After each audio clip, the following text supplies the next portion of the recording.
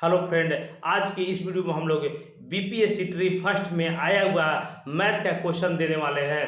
तो ये वीडियो जरूर देख लीजिएगा। देखिए मैथ का कैसा सवाल देता है ये आप लोग को देखना बहुत ही जरूरी है। और इसी तरह से आप लोग को तैयारी करना है कि इस बार आपका सिलेक्शन पक्का हो जाए। देखिए ये 9-10 का सवाल आज आप लोग के बीच मैथ का क्वेश्चन जो 8 सवाल देता है सभी को ट्रिक के मेथड से देने वाले हैं। तो इस वीडियो को आप लोग पूरा जरूर देखिएगा। देखिए पहला क्वेश्चन आप लोग के बीच है कि 10 वर्ष पूर्व रमेश और राजीव की आयु का अनुपात 1:3 था। अब से 5 वर्ष के पश्चात यह अनुपात 2:3 हो जाएगा। तो वर्तमान में उसकी आयु ज्ञात कीजिए। देखिए इस प्रश्न को हम लोग कैसे ज्ञात करेंगे।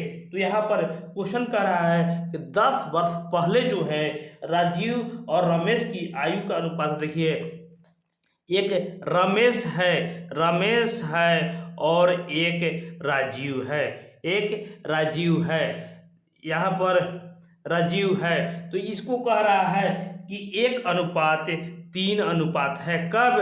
10 साल पहले।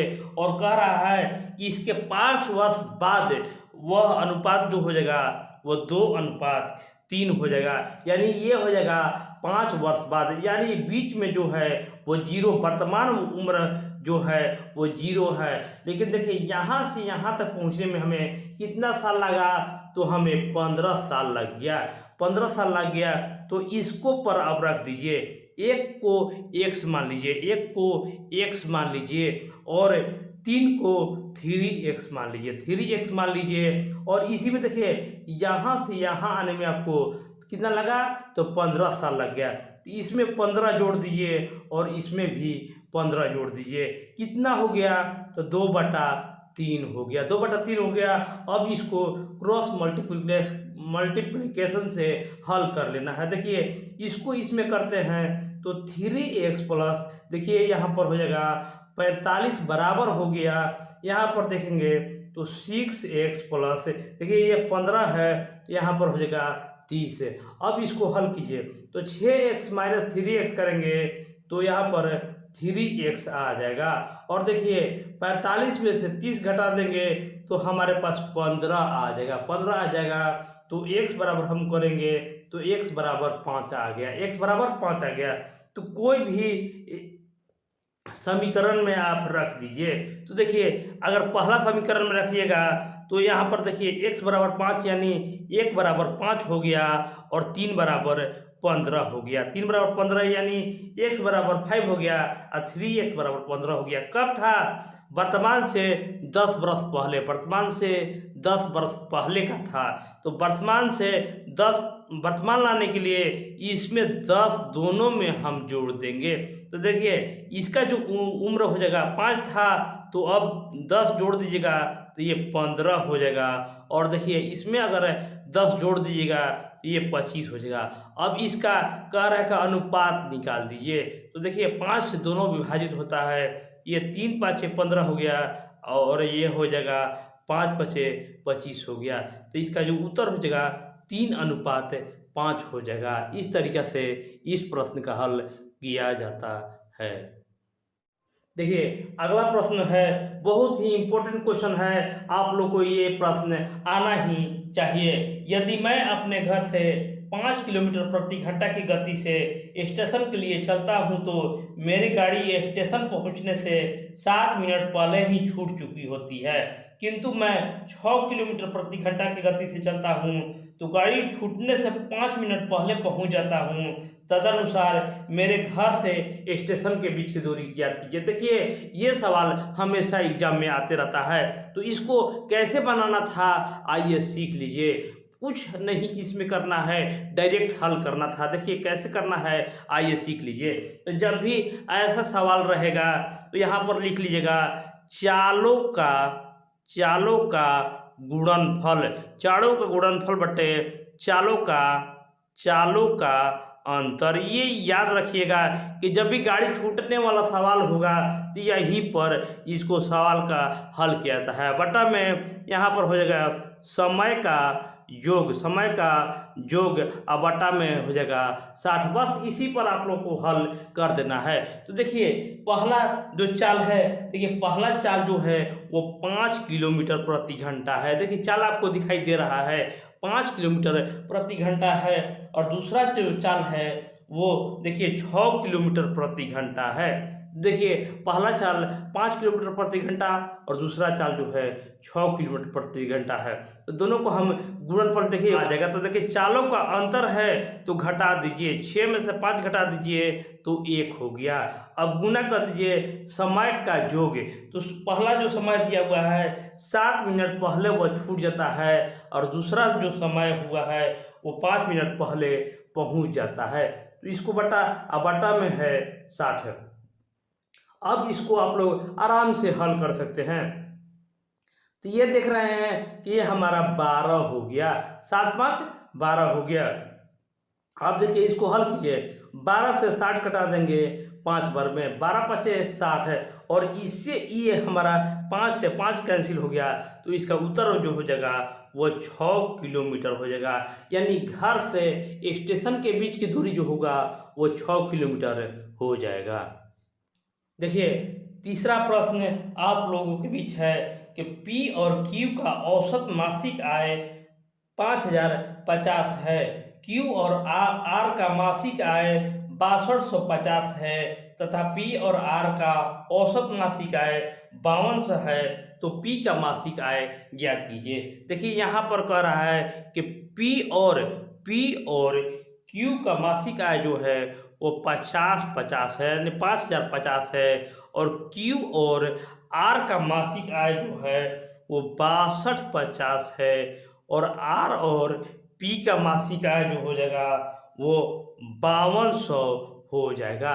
देखिए 5200 हो जाएगा।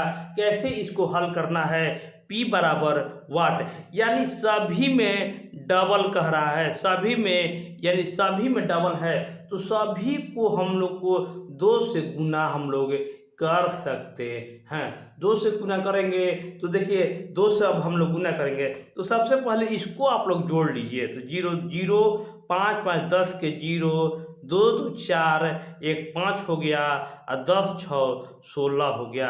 इतना हो गया। ये सभी का औसत जो होगा 16500 हो गया, 16500 हो गया। लेकिन हमें निकालना है पी का। तो सबसे पहले यहाँ पर देखिए, तो सबसे पहले हम लोग P plus Q plus R बराबर हम लोग निकाल चुके हैं 16500, 16500 हम लोग निकाल चुके हैं। अब हमको Q और R का निकाल देना है और इसमें से घटा देंगे। देखिए इसमें से Q प्लस R घटा देंगे तो हमारे पास P बच जाएगा, P बच जाएगा। तो देखिए कैसे अब निकलेगा, तो Q प्लस R निकालने के लिए देखिए 6250 में 2 से गुना कर दीजिए। तो यहाँ पर हम लोग करेंगे तो यहाँ पर देखिए 625 और 625 और 625 करेंगे तो 1250 आ जाएगा और एक जीरो और बढ़ेगा। देखिए यहाँ का जीरो एक और बढ़ा दिए तो Q प्लस R का हम लोग मान निकाले हैं 12050 में। तो देखिए यही मैंने निकालने के लिए आपको कहा था कि 16500 में से 12500 को घटा लीजिए। इतना घटा लीजिए, आप लोग को अब आंसर दिख रहा है कि इसका जो उत्तर होगा वो 4000 हो जाएगा। 4000 इस प्रश्न का उत्तर हो जाएगा। देखिए ये जो सवाल है आपको थोड़ा सा समझना है, बस उसका उत्तर आप लोग के पास आ जाएगा। यदि P का 30% और Q का 40% जोड़ दिया जाए तो Q का 80% हो जाता है। तदनुसार QP का कितना प्रतिशत है। देखिए इसे कैसे ज्ञात करेंगे, तो क्वेश्चन आप लोग देख लिए हैं कि P का 30% प्लस Q का 40% हम जोड़ देंगे तो Q का 80% हो जाएगा। बस यही से सवाल आप लोग हो जा रहा है। तो यानी इसको भी जोड़ेंगे तो ये 80% के बराबर है। तो देखिए यहाँ पर तो हमारा 40 है लेकिन ये हमारा 30 ही है। तो यानी P का 30% बराबर Q का 40%। बस यही आप लोग को समझना है कि P का 30% बराबर हो गया Q का 40%। बस इसका उल्टा हो जाएगा, ये 40 हो जाएगा और ये 30 हो जाएगा। अब इसको 100% बदल दीजिए, ये हो जाएगा 300 और एक हो जाएगा 400। तो देखिए कितना का अंतर है, तो 100 है, 100 है। बस इसका उत्तर आप लोग निकाल सकते हैं। अब कह रहा है कि 300 बटा 400 कर दीजिए। देखिए यहाँ से 0 कैंसिल करेंगे, यहाँ से करेंगे 25, तो इसका आंसर जो होगा वो 75% के बराबर हो जाएगा। देखिए पी क्यू का जो है वो 75%, क्यू पी का 75% है। इस तरीका से इस प्रश्न को हल कर लेना था। देखिए नेक्स्ट प्रश्न आप लोग के बीच है कि ए बी सी डी के बीच 5:2:4:3 के अनुपात में धन का वितरण किया जाना है। यदि सी को डी से 1000 अधिक मिलते हैं तो बी का हिस्सा ज्ञात कीजिए। देखिए इसमें भी कोई बनाना नहीं है, डायरेक्ट आंसर लाना था। देखिए है ए है, बी है, सी है और डी है। अनुपात में दिया हुआ है 5:2:4:3। तो देखिए यही करेगा, सी को डी से 100 अधिक मिलता है, यानी दोनों का अंतर कितना है, 1 है। तो 1 बराबर 100 दिया हुआ है, 1 बराबर 100, यानी इसको 400 मिला है तो इसको 300 मिला है। तो बी का अनुपात में बी बराबर 2 है और 2 गुने हम लोग 100 कर देंगे, उत्तर कितना हो जाएगा, 200 हो जाएगा। देखिए कितना आसानी से हम लोग निकाल चुके हैं। तो ऐसे ही आप लोग को एग्जाम में बनाना है और अपना नंबर लाना है। देखिए छठा प्रश्न आया है, एक दुकानदार एक घड़ी बेचते समय बिक्री मूल्य पर 5% की छूट देता है। यदि वह उस पर 6% की छूट देता तो उसे पहले से 15 रुपया कम लाभ मिलेगा। तदनुसार घड़ी का अंकित बिक्री मूल्य क्या होगा। देखिए क्वेश्चन घुमा के पूछा है लेकिन क्वेश्चन वही है। क्वेश्चन आप लोग से कह रहा है कि कोई एक घड़ी मान लीजिए कि 100 रुपया का है, 100 रुपया का है और कह रहा है कि अगर 5% इस पर छूट दे रहा है, अगर उसको 6% छूट देता तो उसे 15 रुपया का कम लाभ होता है, यानी 15 रुपया का हानि होता। तो देखिए 5 दे रहा था अब 6 दे रहा है तो 15 का हानि हो रहा है, यानी 1% बराबर 15। तो इसीलिए 100% बराबर हम लोग निकाल लेंगे आराम से 1500। कितना आसानी से और कितना जल्दी से आप लोग इस प्रश्न को हल कर चुके हैं। तो बढ़ते हम अभी इसी तरह अपने अगले प्रश्न पर। सभी प्रश्न ट्रिकी मेथड से दिया जा रहा है, तो इसी तरह का हमारा और भी वीडियो आएगा। तो इसी तरह आप लोग आपका जो एग्जाम है बहुत ही नज़दीक है, आप लोग इससे अच्छी तरह से तैयारी कर सकते हैं। तो चलिए नेक्स्ट क्वेश्चन आप लोग के बीच है कि 3 संख्याएं 3:4:5 के अनुपात में है, उनमें से सबसे बड़ी एवं सबसे छोटी संख्याओं का योग दूसरी संख्या तथा 52 का योग के बराबर है। तदनुसार सबसे छोटी संख्या ज्ञात कीजिए। देखिए इसको कैसे ज्ञात करना है, तो देखिए 3 संख्या है, यानी ए है, बी है और सी है।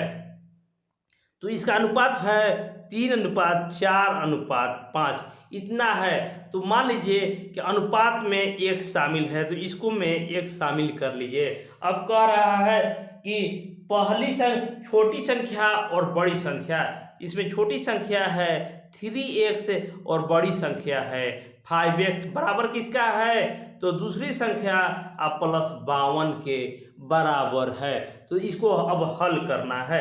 तो देखिए 8x बराबर 4x + 52, यहाँ पर लिख दीजिए 8x बराबर 4x + 52 हो गया। तो 8 में से 4 घटा देंगे तो 4x बराबर 52 हो जाएगा। तो x बराबर हम लोग निकाल लेंगे कि 52/4 कितना आया, तो 13 आया। 13 चौके 52, तो x बराबर हमारा 13 आ गया।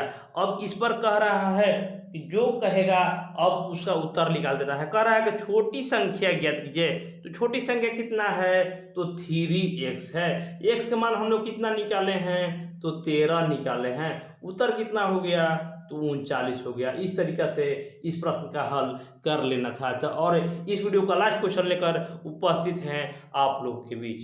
देखिए अगला प्रश्न आप लोग के बीच आ गया है कि 2 के पावर 2n-1 बराबर 1/8 के पावर n-3 हो तो n का मान ज्ञात कीजिए। देखिए इसको भी हम लोग हल करना सीखेंगे। तो सबसे पहले ये जो दिया हुआ है 2 के पावर n-1 है, n है, बराबर कर दीजिए। देखिए 1 के पावर इसको भी 2 में बदल दीजिए, तो 2 के पावर हम कर देंगे 3 के पावर n-3। देखिए इतना तो आप लोग आराम से कर सकते हैं। अब हल कीजिए कि 2 के पावर 2n-1 बराबर हो जाएगा।